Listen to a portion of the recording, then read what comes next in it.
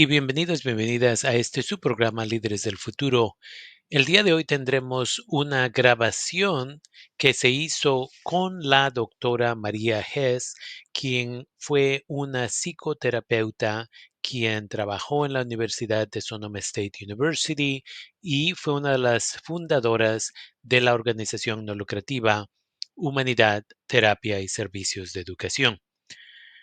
Desafortunadamente, la doctora falleció hace unos años, pero tenemos esta grabación y creemos que nos puede ayudar a todos y todas con nuestro proceso de entender el trauma y cómo afecta nuestras vidas y cómo afecta la forma en que tratamos a nuestros hijos y nuestras hijas. La doctora María Hess es una persona quien decía, trauma es el regalo que se sigue regalando.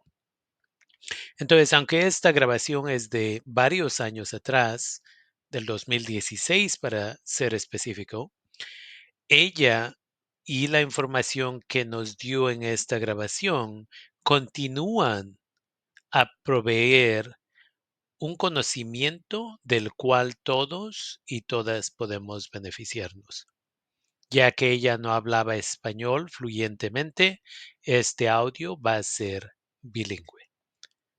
Bienvenido, bienvenida a este su programa, Líderes del Futuro.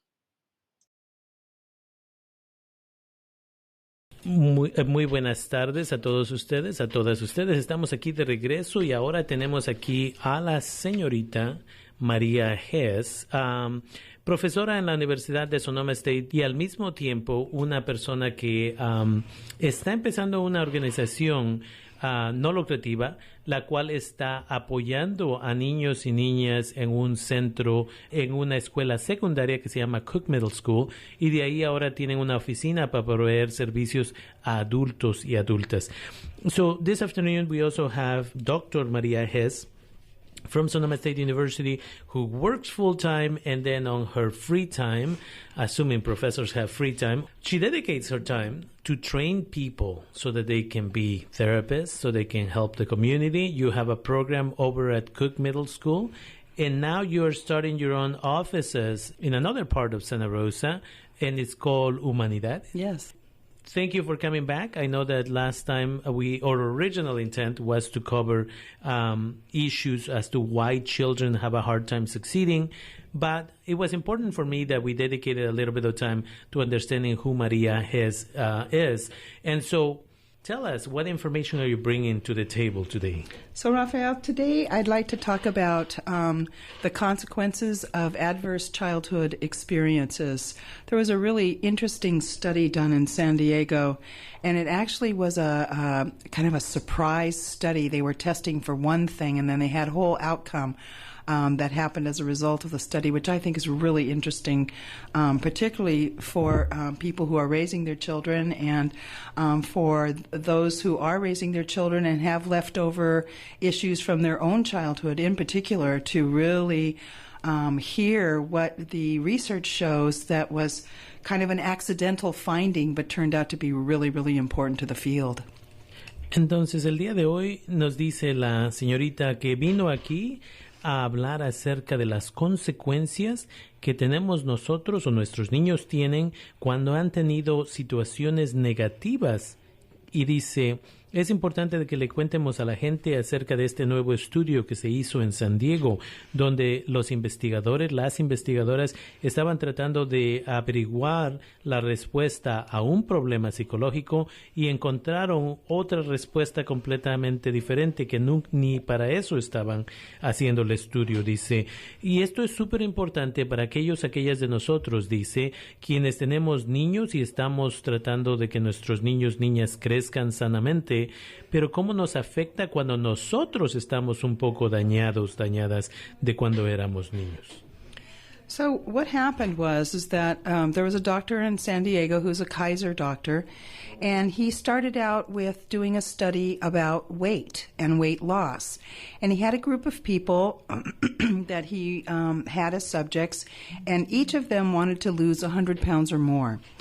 And what he found was after about 5 months, they were on like liquid diets and this whole regime where they lost weight quite quickly. And what he found was that the more people lost the weight, so the more weight they lost and the more people who lost it, started gaining it back really quickly. And he couldn't understand it. I mean, God, they went through this whole thing and they lost all this weight. But what he found was when he interviewed them, he found these issues of wanting to be protected or wanting to feel defended, and that people used their weight to keep them safe. And so he developed a questionnaire, and because he was a Kaiser doctor, he did a study, and he ended up with 17,000 middle-class Americans that came and did the study for him. Lo que dice es, esto es lo que sucedió con este estudio. Un doctor de Kaiser, allá en el sur de California, en San Diego, dice, estaba haciendo un estudio acerca de perder peso y cómo perder peso específicamente. Dice, las personas que estaban participando querían perder 100 libras o más. Dice, entonces los pusieron en diferentes tipos de dietas, incluyendo dietas de líquidos, que es una de las formas más rápidas de perder peso.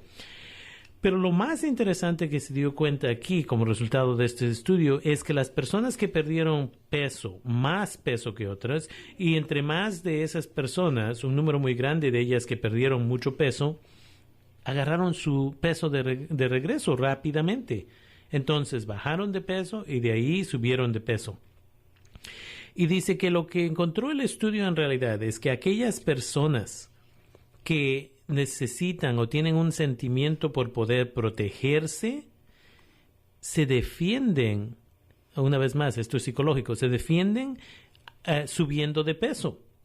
Entonces lo que hizo este doctor es, incluyó en su estudio 17,000 personas de los Estados Unidos. Entonces, eso es lo que encontraron en el estudio. So what he found was that these 17,000 people, they were of diverse ethnicities, so this wasn't all one group by any means.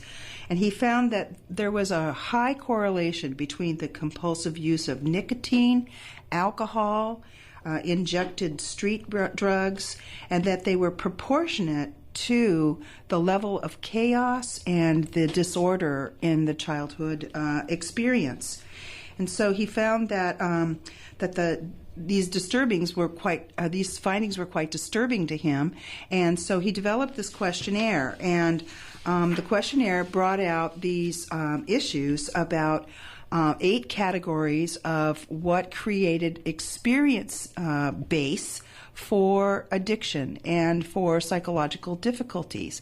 He didn't really have an agenda. This was something that came about, and in this random study with these 17,000, the more he started to talk with people, these 8 categories started to become more and more identified. And the 8 categories are 1, recurrent and severe physical abuse, recurrent and severe emotional abuse, contact sexual abuse, growing up in a household with an alcoholic or a drug user, growing up in a household with a member being imprisoned, a mentally ill, chronically depressed, or institutionalized member, and usually the member that he was talking about here were parents. And then the last 2 are the mother was being treated violently, so there's domestic violence in the family, or the last was the both biological parents not being present, either through work or through psychologically checking out. Ok, entonces lo que dice que lo que sucedió con este estudio es lo que encontró este doctor.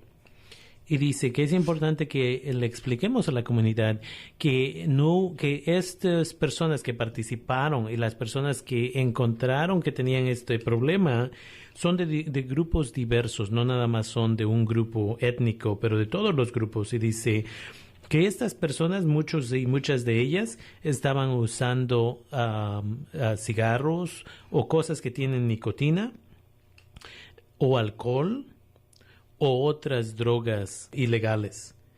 Y dice que estas personas básicamente estaban reaccionando a problemas que habían tenido en su niñez, donde había problemas en casa. Y dice, lo que hizo un cuestionario donde empezó a hacer preguntas, y lo que encontraron es 8 categorías que tenían que ver con las experiencias que estas personas habían tenido cuando estaban pequeños. Dice, queremos avisar, dice, que este doctor no estaba intentando vender una idea, no estaba intentando encontrar esto, que originalmente esto salió de otro estudio que estaba tratando de hacer. Pero dice que de ahí se encontraron 8 categorías como resultado de esto. ¿Quiénes son estas personas que ahora tienen problemas? Y eso son personas que cuando eran niños, niñas, en sus casas había abuso físico todo el tiempo, o había abuso emocional todo el tiempo. La primera es golpes todo el tiempo, tal vez. La segunda son regañadas y que no eres esto y que eres lo otro, nada positivo. La tercera era donde tuvieron algún tipo de abuso sexual. La cuarta es de que en casa había constantemente el uso de alcohol y otras drogas en parte de los adultos en casa. La quinta es que alguien en la casa estaba en la prisión y cómo eso les afectó a estos niños, niñas. La sexta es que alguien de la familia estaba en algún institucionalizado o institucionalizada en un centro mental, un hospital mental. La séptima es que había abuso de violencia doméstica y el niño o niña estaba observando esto. Y la última es que uno o ambos de los padres, madres de familia, no estaban presentes. Y como lo he dicho siempre, y esto habla muy bien de esto, y esto es, presente no significa que no están ahí físicamente. Tal vez están físicamente, pero emocional y mentalmente no están ahí los padres.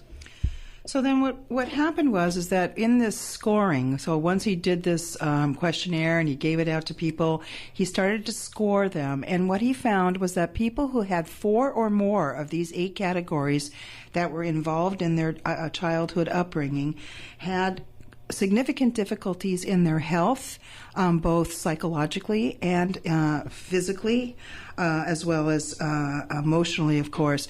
What he also found was that there was an interesting kind of pushback, because you can well imagine, right? So he's challenging this idea that substance abuse is a disease, that people have no control, that it kind of comes out, it's in your genes, and where, all of that has its place and it's part of the puzzle.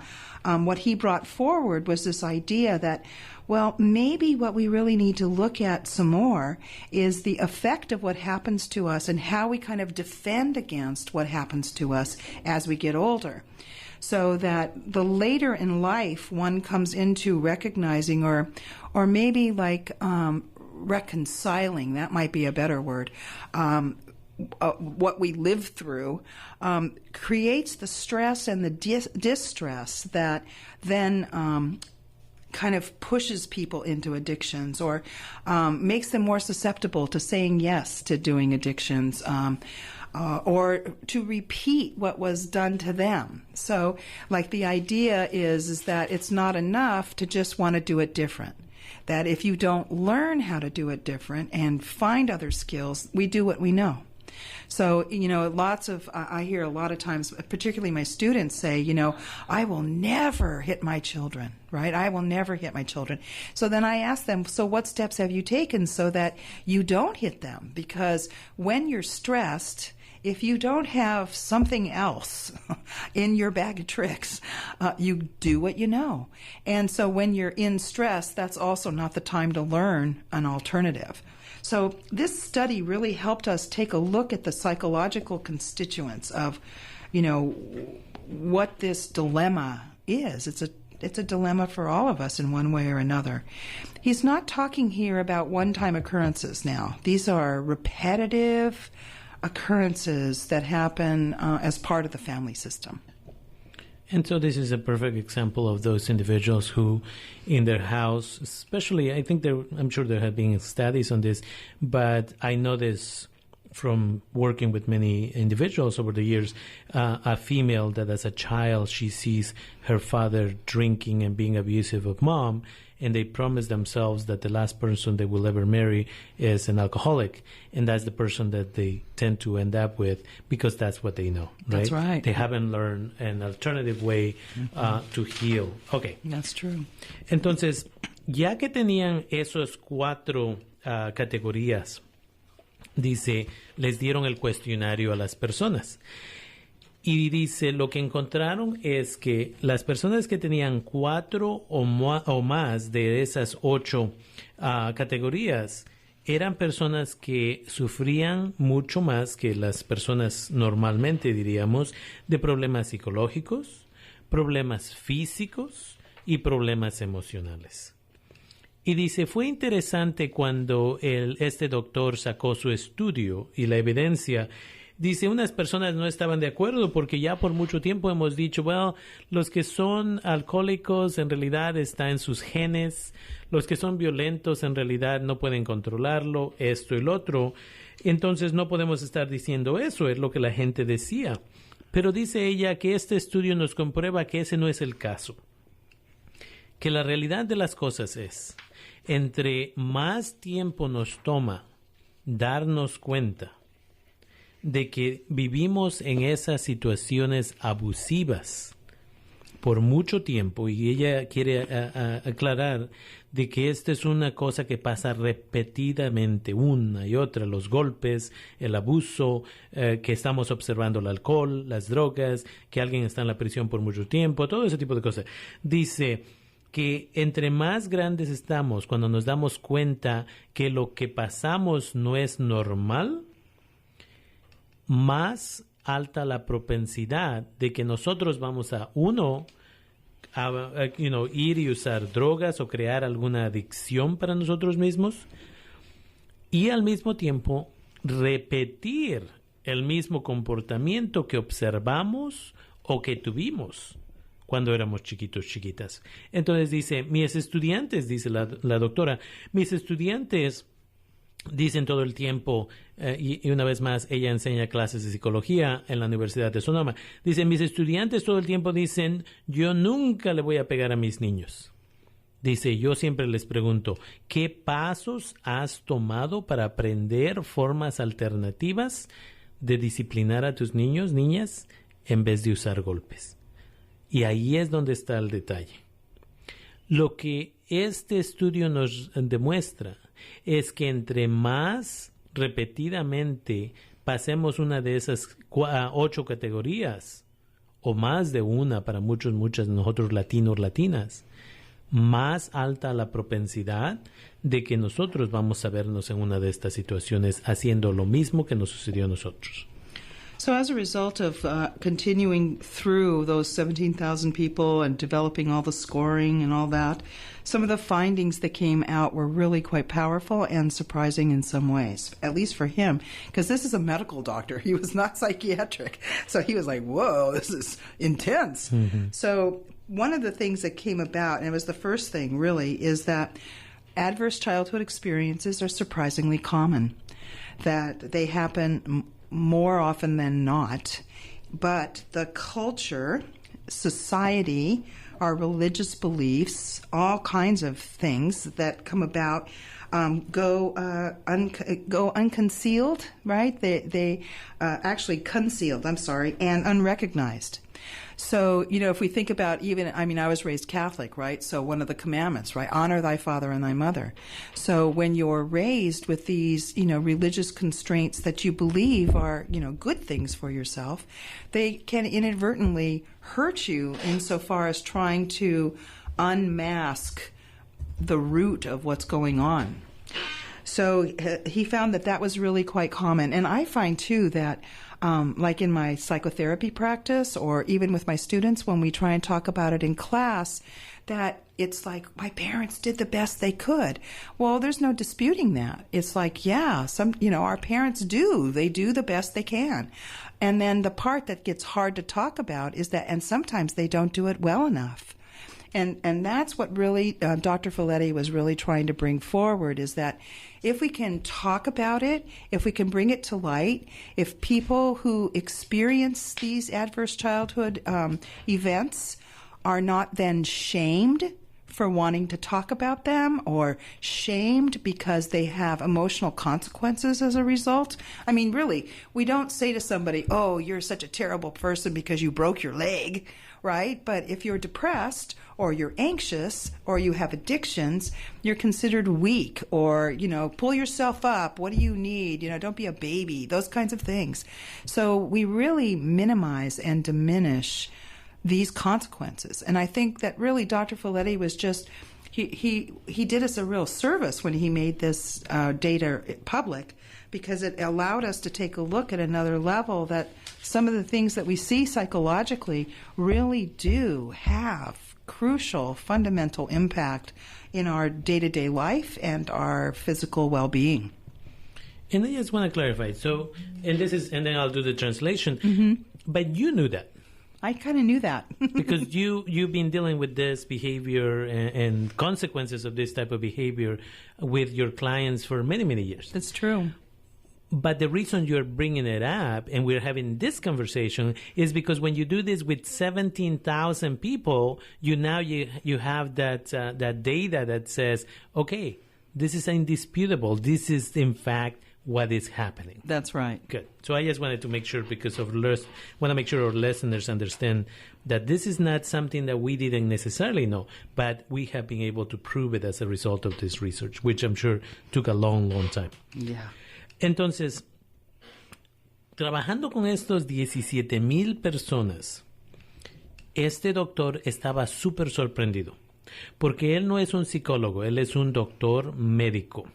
Entonces dice, la cosa más importante que se dio cuenta el doctor, dice que las experiencias negativas que tenemos o tuvimos como niños y niñas, en realidad son experiencias que, porque las tenemos y esa es la única experiencia que sabemos, pensamos que es normal y que es común que nos golpeen, que veamos violencia doméstica, todo ese tipo de cosas.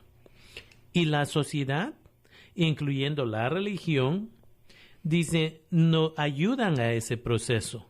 Por ejemplo, dice ella, la doctora, que ella creció siendo católica y en la iglesia dicen, siempre demuestra respeto a mamá y papá, y es lo que dice la Biblia.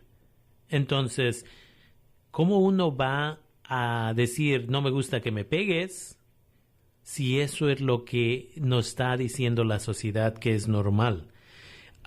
Lo hace difícil, dice, identificar esos golpes, identificar ese abuso físico, sexual, lo que sea, como un problema, porque en realidad nadie nos está ayudando a decir que eso es incorrecto.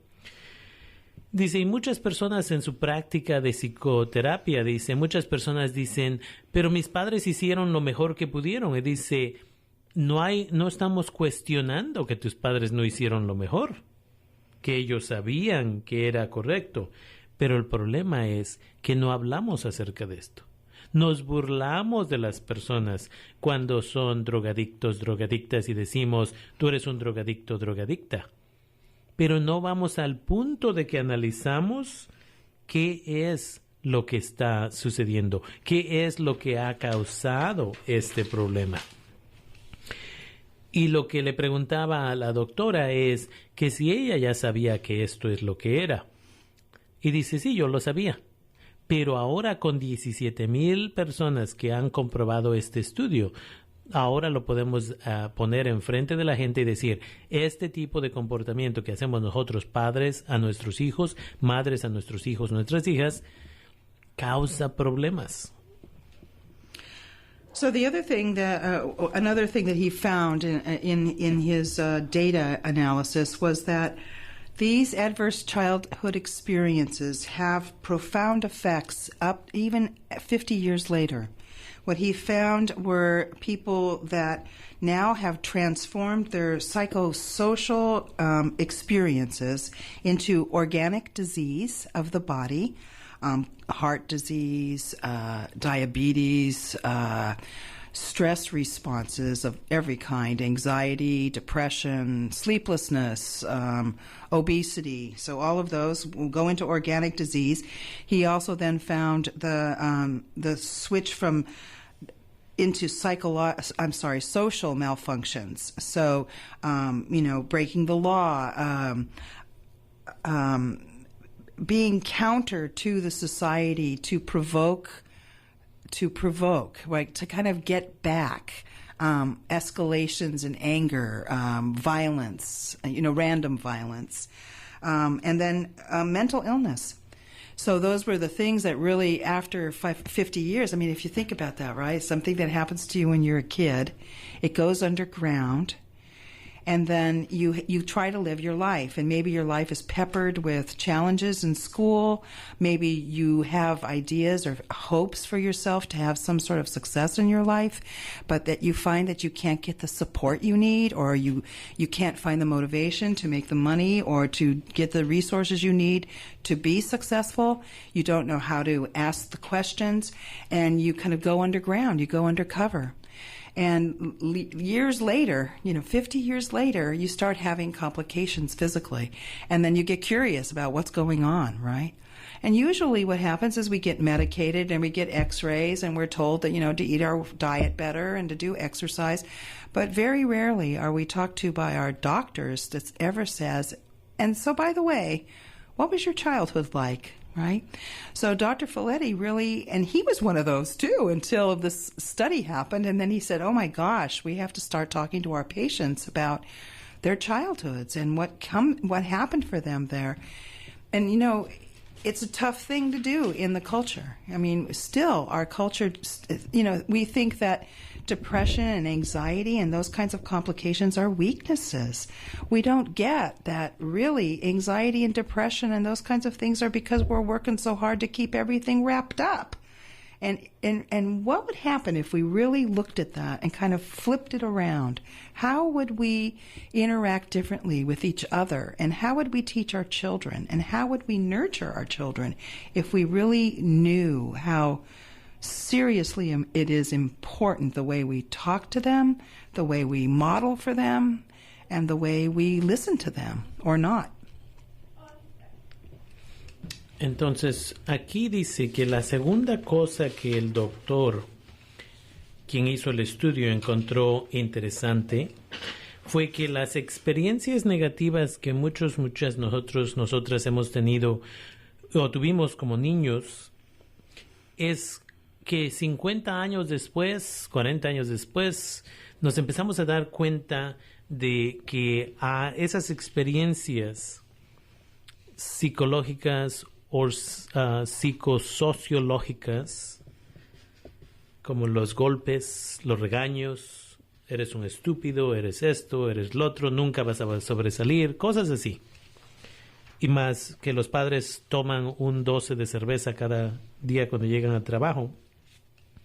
Esos tipos de experiencias negativas se vuelven cosas físicas. Tenemos ansiedad, depresión, subimos de peso, tenemos problemas con el corazón, tenemos problemas respiratorios. Dice, y eso es lo físico. Y luego vamos a las cosas emocionales, sociales. Y eso es cuando uno empieza a no seguir las reglas, a no seguir las leyes, a hacer actividades que van a ir contra las reglas que existen, Y luego, para algunas personas también se vuelven problemas mentales o enfermedades mentales. Dice, muchos años después nos damos cuenta, con el tiempo, éramos niños, ahora somos jóvenes, adultos, y tal vez vamos a la escuela y no estamos sobresaliendo en la escuela, dice. Dice, tal vez tenemos un sueño de lo que queremos hacer, pero no hay gente que nos está apoyando y llegamos al punto que nos vencemos porque no estamos completando lo que queríamos hacer. Y entonces nos acordamos de que papá nos decía que nunca íbamos a llegar a ningún lugar, o mamá. Dice, entonces lo que hacemos es básicamente nos escondemos y dice, años después empezamos a usar drogas como medicamento para nuestros problemas porque no hablamos con nadie. Right? Eso es lo que nos damos cuenta. Y dice, de ahí los doctores, y específicamente este doctor, se dan cuenta de que cuando llega uno al doctor o a la doctora le dice, oh, me duele aquí, me duele allá. Y el doctor dice, vamos a hacer unos rayos X, vamos a darte este medicamento, pero nunca le preguntan a nadie, ¿cómo fue tu niñez? ¿Qué pasó cuando estabas chiquito? ¿Qué pasó? ¿Qué te faltó? Dice, y este doctor es lo que está diciendo. Dice, ese doctor era antes uno de esos doctoras, que 5 segundos, aquí está tu receta y adiós. Y dice, no, necesitamos hablar con nuestros pacientes.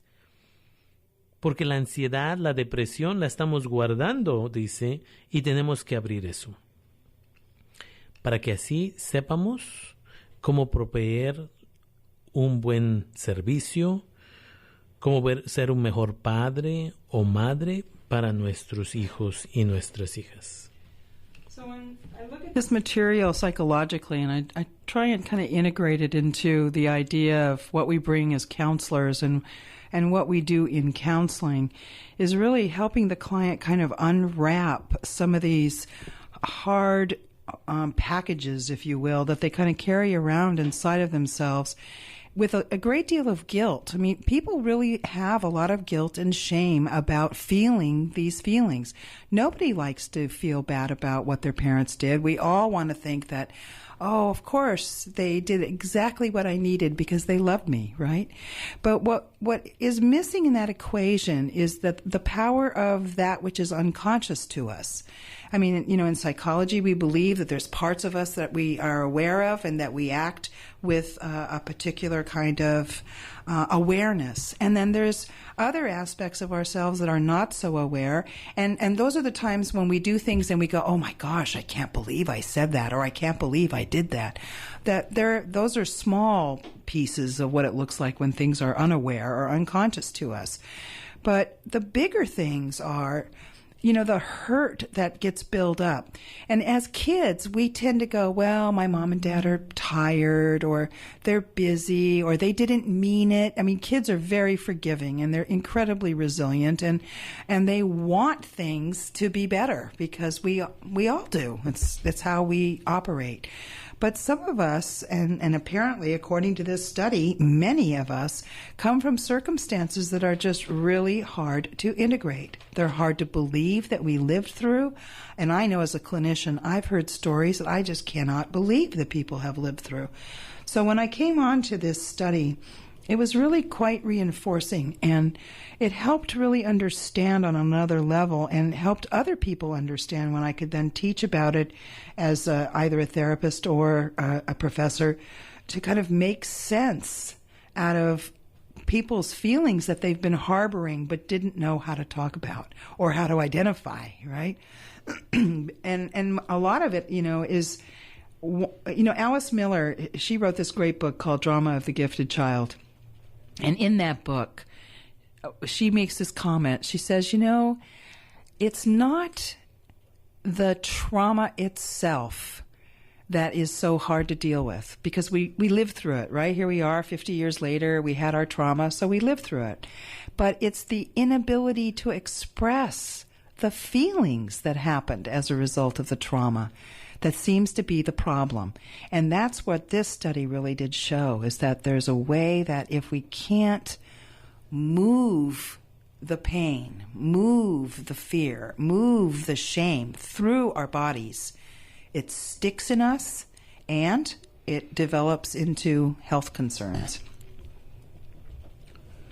Entonces dice la doctora que lo que hizo ella, siendo teniendo un doctorado en psicología, dice, lo que yo hice es agarré la información de este estudio, lo analicé del punto de psicología para que lo pudiéramos usar en el área de consejería, terapia que le llamamos, para asistir a nuestros clientes a agarrar esos bultos pesados, esos paquetes que estábamos guardando y escondiendo, que es ese dolor y todo eso, dice, y abrir esos paquetes.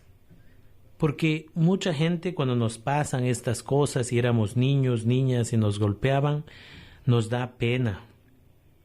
No queremos hablar acerca de esos paquetes, no queremos hablar acerca de que en realidad no teníamos control en esas situaciones. Sabemos que nuestros padres hicieron lo que hicieron en la mejor forma que ellos supieron para que pudiéramos sobresalir, pero a veces hicieron las cosas porque ellos también estaban dañadas. No significa que estaba correcto, dice.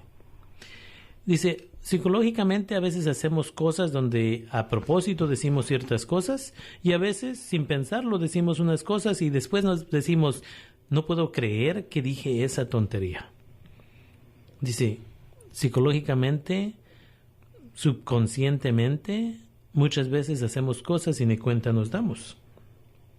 Recordemos que si papá nos golpea frecuentemente o mamá nos golpea frecuentemente o nos llaman nombres todo el tiempo o vemos que están borrachos, borrachas o que están golpeando a mamá, cosas de esas 8 que mencionamos anteriormente, dice, esos sentimientos, esos dolores se siguen acumulando, dice.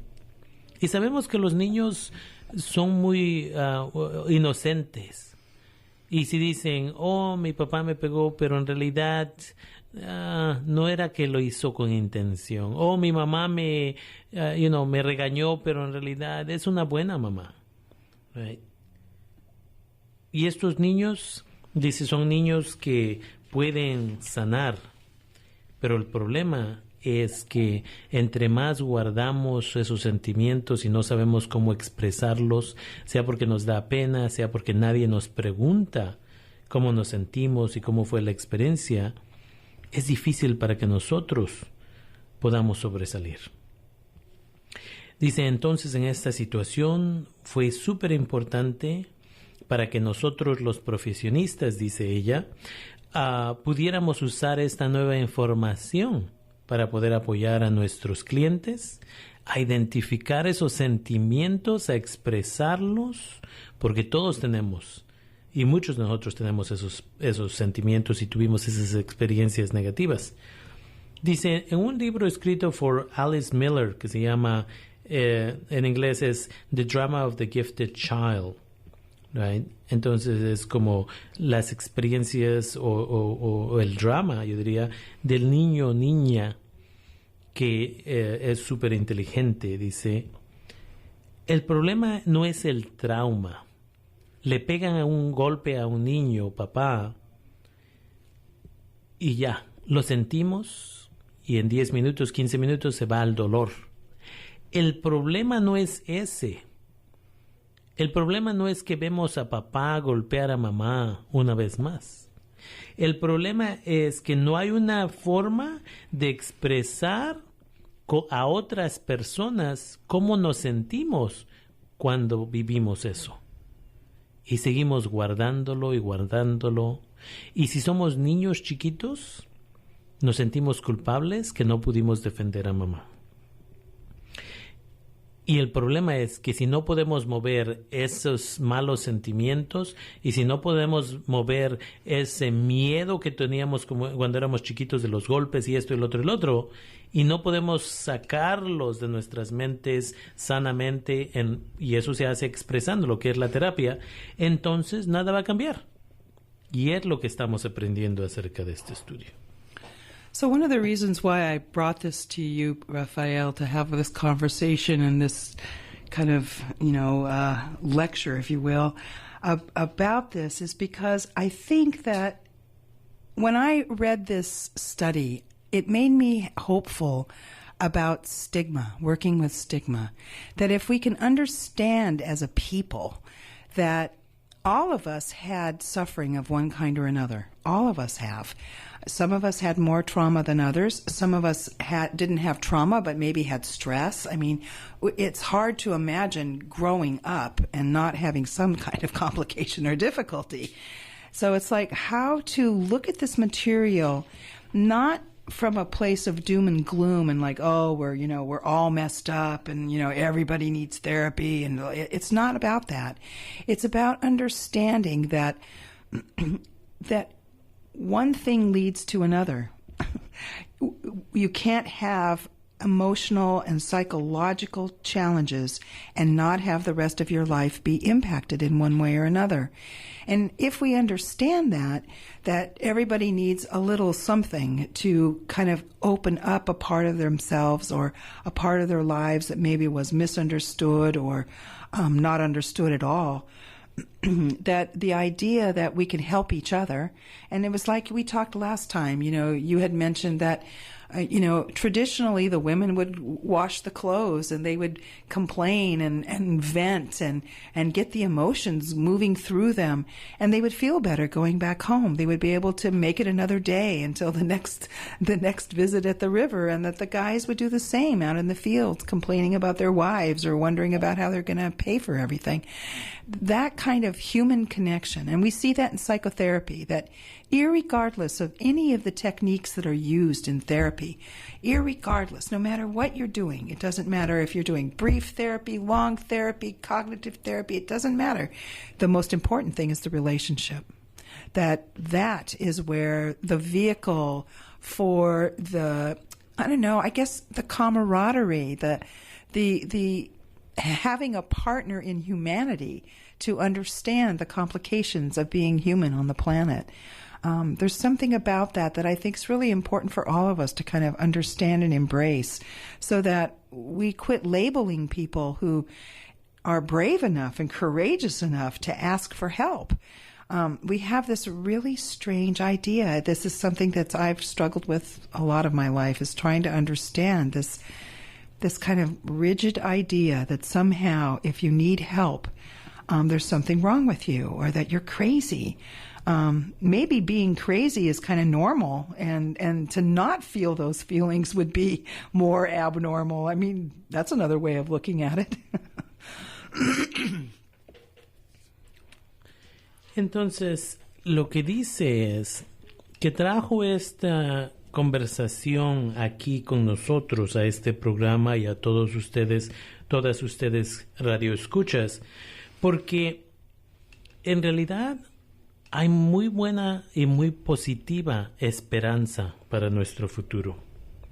Si entendemos que todos nosotros, todas nosotras, o la mayoría de nosotros y la mayoría de nosotras ha tenido una situación de una de las 8 o más de una de las 8 cosas que identificamos anteriormente, una vez más, abuso físico, abuso sexual, abuso emocional, una de esas o más.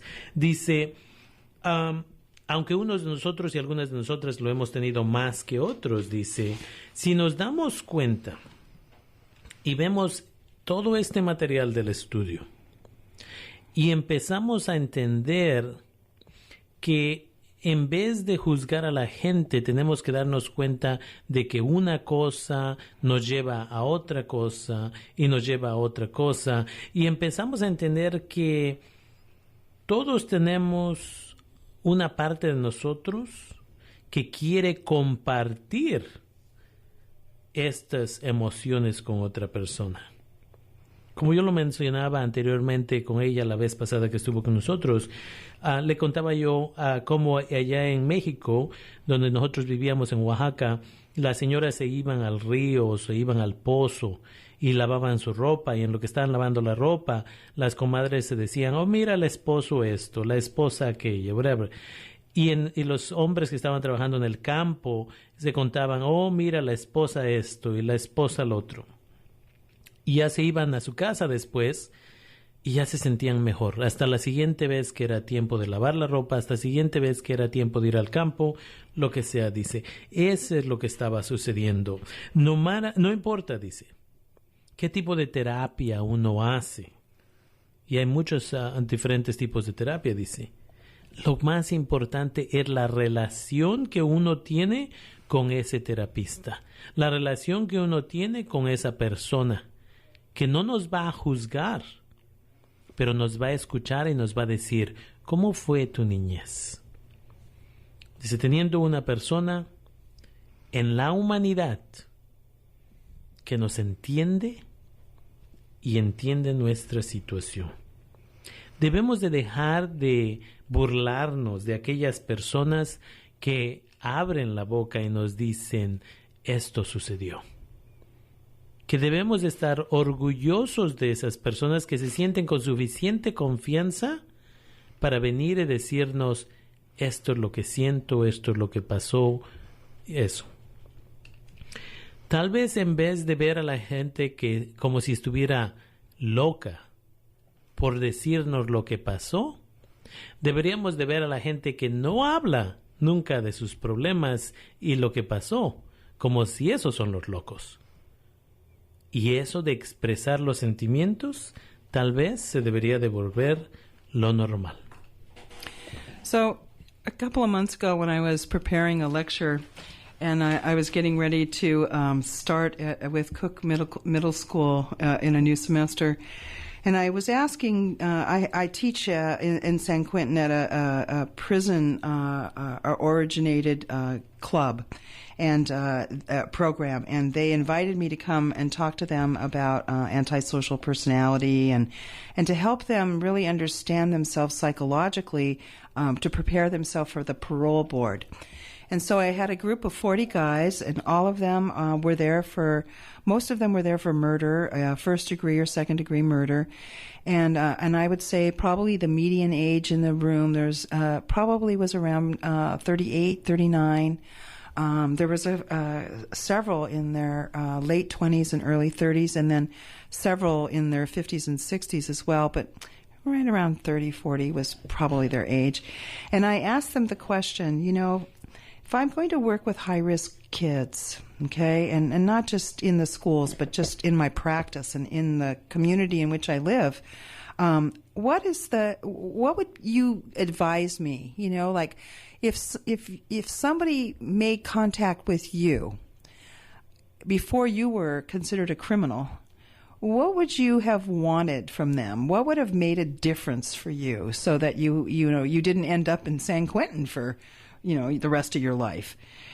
And it was a consensus. There was no one who disagreed. They said that if someone had loved them unconditionally, had told them that they loved them unconditionally, and that stuck with them, didn't give up on them, didn't tell them to go away, didn't tell them to, get lost or to isolate them from groups. They believed that their lives would have changed in significant ways. And that, really for them, the love was important, but where their emotionality really showed, and it was pretty tender to watch these big, hardcore, tattooed up one side and down the other guys with tears in their eyes about this simple but not so simple, right, idea of don't give up on us. They just kept saying that, I wish somebody didn't give up on me.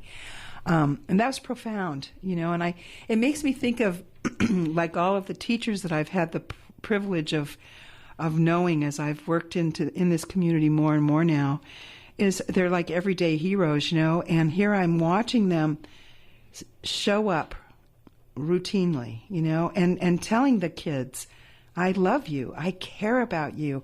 I'm setting this boundary because you're important to me. I'm telling you no, not because I want to be mean to you, but because I want you to respect yourself. I want you to have something for yourself. It's so touching to me and so profound. And it seems so simple. And yet there's a way that we are socialized to leave each other alone in our heartache and in our suffering that just doesn't seem right to me.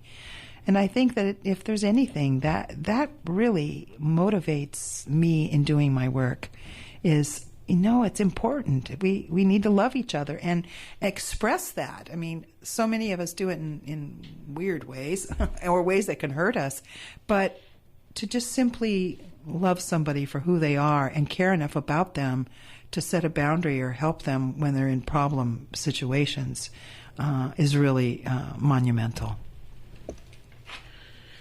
So there's like 50 pages of translation here. But before I do that, I think I mentioned it last time, specifically about school, and then we can talk for a minute about parenting. But, Angela Valenzuela did her research in a high school. I think it was in Texas for like 3 years as part of her PhD. And she wrote in page 3 of her book, Subtractive Schooling, a book I recommend anybody to read and everybody to read. There's this quote where the researcher, Angela, goes to the child, a 15-year-old, I think he was African-American, and says, why don't you care about school? Like, why are you getting bad grades? And the child says, if my teacher doesn't care about me, why should I care about, school? Yeah. And that's the thing. Subtractive schooling, it's all about the number one, the most important thing a teacher can ever do for a child is tell them that they care. Mm-hmm. And setting those boundaries because you care. And that's where many of our immigrant parents, unfortunately, and this is just my experience because that's the population I tend to work with, because we didn't have stuff, physical stuff, computers, laptops, cell phones, TVs. Now we have 5 and 6. We even have a TV in the restroom so we don't miss whatever show we're watching. And that is not a way to set healthy boundaries with your child, right? I have a student that I was working with recently, and he was saying, if you help me get this, which I think it was a computer or something, I'll assure you that I can get better grades. And I said, at Santa Rosa Junior College, we have 275 computers in the library, plus computers in here, plus computers in there. And I know you have the time to do your homework there. Why would I want you to have another additional computer at home so you can stay up until 3 in the morning and be on Facebook or doing who knows what, right? But it's that type of stuff. But many parents will say, okay, here's the computer. Right. We may not have enough food, but here's the computer, right? I had a student from Comstock years ago who said, Mom, I need a computer, a laptop, and it has to be this specific brand so that I can get better grades. And then she got the laptop, $1,500. Mom didn't have enough for anything else, but she bought the laptop. And then a month or two later, the iPads were a big thing. So she said, no. Now the school is asking for an iPad. That wasn't true. But Mom ate it all up and did exactly what the child. That's not the way to help your child. And so we'll translate now. Dice, hace 2 meses más o menos, dice, yo estaba preparándome para dar una presentación y también me estaba preparando para ir y trabajar con los niños, niñas, estudiantes en la Cook Middle School en Santa Rosa, California. Dice, y cuando hablamos acerca de personalidades que no siguen las reglas, las personas que pelean las reglas, dice, estaba hablando con estas personas en San Quintín, una prisión aquí en el norte de la bahía. Dice, y muchas de estas personas están ahí porque habían matado a alguien Y como resultado de eso, ellos tenían entre 38 y 39 años de edad, la mayoría de ellos, había 40 de ellos. Y dice, estas son personas que tuvieron problemas cuando eran jóvenes. Y yo les pregunté, ¿qué ideas me pueden dar ustedes? Porque voy a trabajar con estos muchachos en la secundaria. Y los muchachos dicen, si alguien hubiera hecho contacto conmigo y me hubiera dicho, me hubiera puesto reglas, no estuviera aquí. Lo que aprendimos, dice, es que tenemos que tener a alguien que quiere a los niños sin condiciones, que les dice que quiere a los niños sin condiciones y que se queda constantemente con esos niños y no importa qué es lo positivo y lo negativo, aunque haya reglas, les dicen, te quiero y aquí estoy. Alguien que cree en estos niños. Dice, y es difícil ver a estas personas con tatús en todas partes y que nos dan la simple idea de que no te venzas. Entonces, dice la doctora que esto es lo que ella aprendió de estas personas. Dice que estas personas que en momentos cuando ella estaba hablando con ellos y ellas allá en la prisión de San Quintín, empezaron a llorar un poquito y le decían, lo más importante para nosotros es nunca te venzas. Y nunca te venza con los niños, las niñas, los jóvenes. Es una idea simple. Dice, y ahora que trabajo, dice ella, ahora que trabajo con los maestros y las maestras en esta secundaria, Cook Middle School, dice, estos maestros son héroes diariamente. Se presentan diariamente. Esa es la primera cosa. Dice, y les dicen a los niños y a las niñas de una manera o de otra manera que los quieren, que las quieren y que son importantes para su vida. Y que les dicen, te estoy poniendo esta regla porque es lo que necesitas ahorita. Y les dicen, estoy poniendo esta regla porque te respeto. Estoy poniendo esta regla porque tú eres súper importante para mí. Desafortunadamente, la sociedad, la cultura nos ha educado a que dejemos a todos en paz y es su vida y van a hacer lo que van a hacer. En vez de expresar nuestro amor y nuestro cariño y decirle a esas personas, te quiero, te estimo. Eres importante para mí. Y no decirlo en esos momentos cuando es un cumpleaños o algo así, pero diario. Yo no tengo hijos, pero en 19 años, muchos muchachos y muchas muchachas les he dicho que las quiero y las estimo, porque sé que en su propia casa nadie se los dice. I was mentioning in Spanish that in the last 19 years that I've been working with teenagers, I always tell my children, even though I don't have any biological children, I always tell them that I love them and that I care about them because I know that in their own home, nobody's saying that to them, right? And so sometimes, like you said, teachers have to be the individuals who in their actions and their words, they express what a lot of the time at home and in society in general, these kids are not receiving that. Oh, absolutely. And, I was just thinking while you were talking, Raphael, that, I did my dissertation on how healing happens in the classroom with academic teachers. And what I found, I did a narrative survey and had people write their experience of how teachers helped heal emotional wounds mostly. And the number one thing that came up with every single person who answered this questionnaire was that it was the reciprocity of the relationship, of the caring between the teacher and the student. And so I asked the question, well, how did you know you were being cared about? What were those things that made you feel that that you mattered to them? And of course, one of them was, well, they told me, But the other thing was that they were consistent. They did what they said they were going to do. They let the person make their mistakes, didn't, judge them and then help them through the mistakes, like, okay, so you've made a mistake. We all make a mistake. Welcome to humanity. And now what can we do to make it better the next time? So that, again, that thing about not giving up, but really sticking with, okay, well, here's the problem. Let's work together to fix it. So it's like, and these are adults reporting it now. So when I look, it's such a privilege to be at Cook Middle School. I really have to say, I have learned so much there. And these teachers, they look at their students with these eyes of love. They tell them, I love you. I care about you. I see it every day when I'm there. They're generous with their feedback that way. And I watch the kids, and some of them are just little toughies and, both girls and boys, but they soften behind that caring and they come to look toward it. So it makes me really, I have a lot of hope. That's really renewed my hope for young people being there, because I can see how much they really matter to the teachers. I mean, they really do. So then I think of myself, now here I am.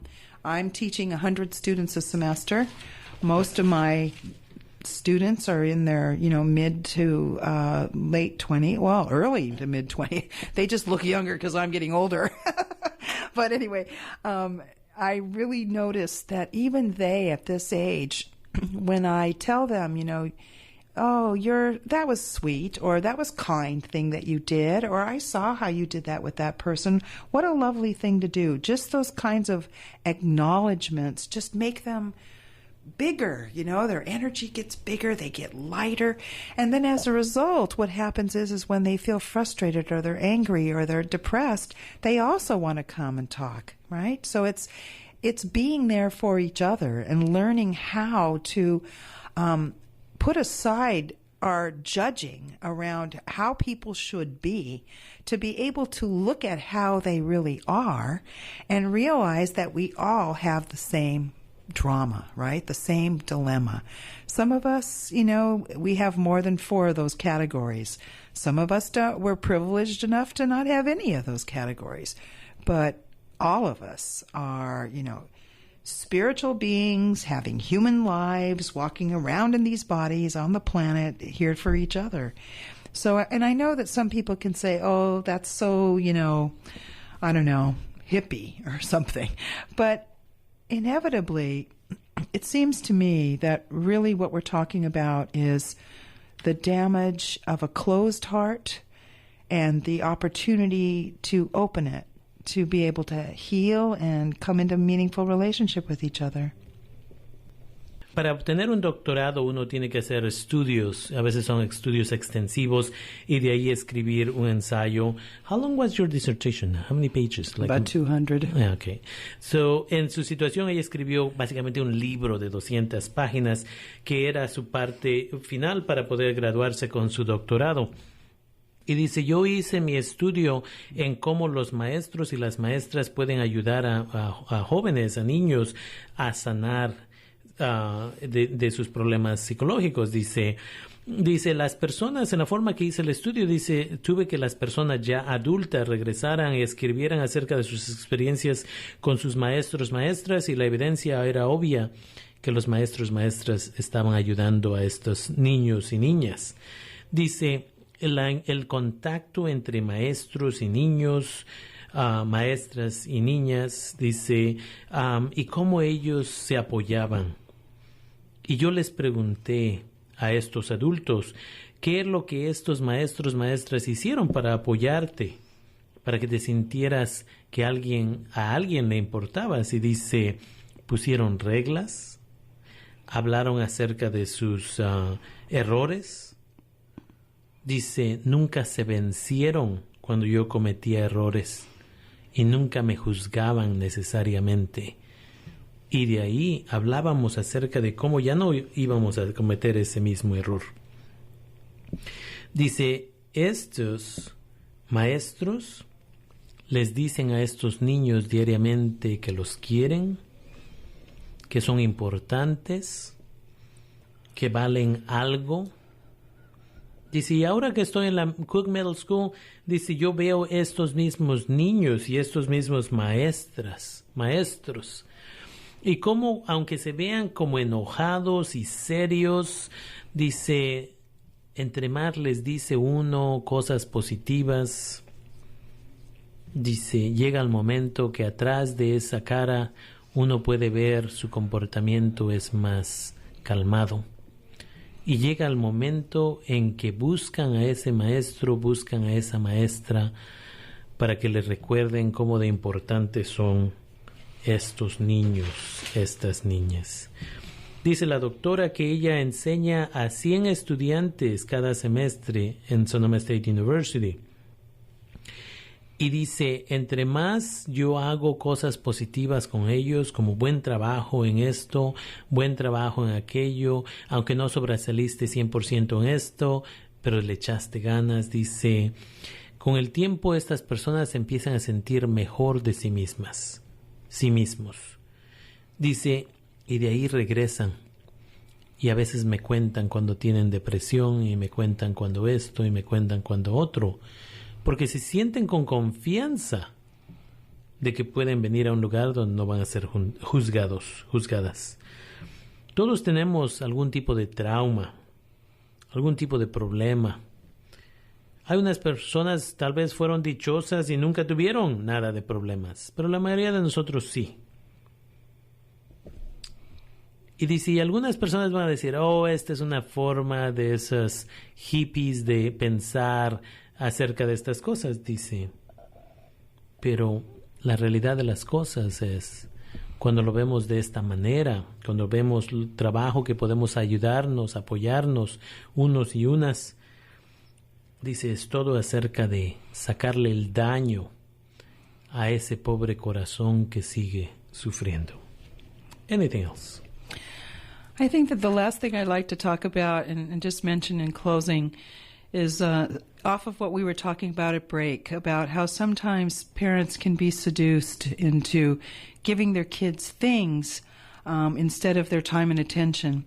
And I've been thinking about that while you were translating, and I thought, well, you know, I think some of this, and this is just my own opinion, right? This is what I put together from my own view, is that I think that when parents are unaware of their own difficulties and they suffer from lack of self-esteem, that perhaps part of surrendering to giving kids things is the way to give them something that they don't believe they have inside to give. So instead of, you know, saying, okay, well, I don't want to buy you this new iPhone, or you don't really need another iPad or another video game, but let's read a book together, or let's take a walk together, or let me hear how your school was today, or, you know, do you have a boyfriend or a girlfriend? Those kinds of connections are so important, but if you don't have it inside of yourself, if nobody ever did that for you, if you now are, as an adult, defended by that idea that all of that kind of soft stuff is too squishy for you, or you don't want to be that vulnerable, because to be that vulnerable means that you have to be with your own disappointment, your own wish for the way things could have been that might not have gone that way for you. So our children are like the mirrors to our own vulnerability. And I think that sometimes we just anesthetize that by giving them things so that we don't really have to face our own difficulties. And that because we feel inept, but it's hard to acknowledge that because of that shame factor that we were talking about a little bit earlier. Entonces, dice, para cerrar, dice, estaba pensando en lo que tú estabas traduciendo, dice, acerca de que a veces los padres, las madres de familia, pueden ser seducidas en darle a sus niños, a sus niñas, cosas físicas en vez del amor y la atención que los niños y las niñas requieren. Dice, cuando los padres, las madres de familia, si ellos mismos, no tienen un buen autoestima, entonces les damos a nuestros hijos, a nuestras hijas, cosas físicas, porque como padres de familia no sabemos necesariamente cómo dar amor y atención. Lo que deberíamos de hacer es preguntar: ¿tienes novio? ¿Tienes novia? ¿Qué aprendiste el día de hoy? ¿Qué hiciste en la escuela? ¿Cómo te sientes acerca de esto? Pero vamos para al parque, vamos a pasear, vamos a caminar, vamos a hacer ejercicio. Dice, pero en realidad se nos olvida o no sabemos cómo hacer esto porque nunca nos educaron cómo hacer esto, y vemos a nuestros niños y nuestros niños se vuelven unos espejos de nuestra propia juventud y no sabemos cómo hacer a las cosas diferentes para que nuestros niños y nuestras niñas no tengan el mismo problema, y como resultado hacemos exactamente lo mismo que nuestros padres hicieron, y muchas veces es dar cosas físicas e ignorar a nuestros propios hijos. Entonces, lo que vamos a hacer es, acabamos de invitar a la doctora para que regrese cuando esté lista. Acaba de salir de una clase y en vez de irse a su casa a descansar, la doctora está aquí básicamente educándonos a todos por gratis. Gracias por sintonizarnos una vez más. Gracias por estar con nosotros. Esperemos estar con ustedes la siguiente semana, como siempre, y como lo hemos hecho todos los jueves por los pasados 3 años. Se les agradece por su sintonía.